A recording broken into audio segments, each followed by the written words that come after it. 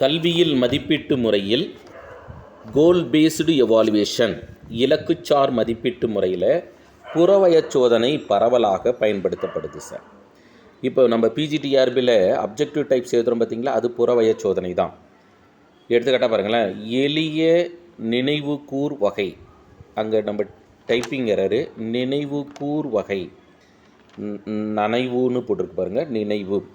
2 சரியான விடையை கண்டறிதல். 3 கோடிட்ட இடத்தை நிரப்புக, fill in the blanks, choose the best answer, simply recall. Next match பொருந்துதல் அல்லது பொருத்துதல்.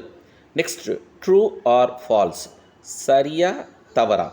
சரியா தவறான்னு நேரடியாக கேட்காம அசஷன் ரீசன், அசஷன் கரெக்டா ரீசன் கரெக்டா, or both are the correct, or assertion correct but reason incorrect, இப்படின்னு ஃபைண்ட் அவுட் பண்ணுறோம் பார்த்தீங்களா, அதுதான் சார் சரியா தவறா.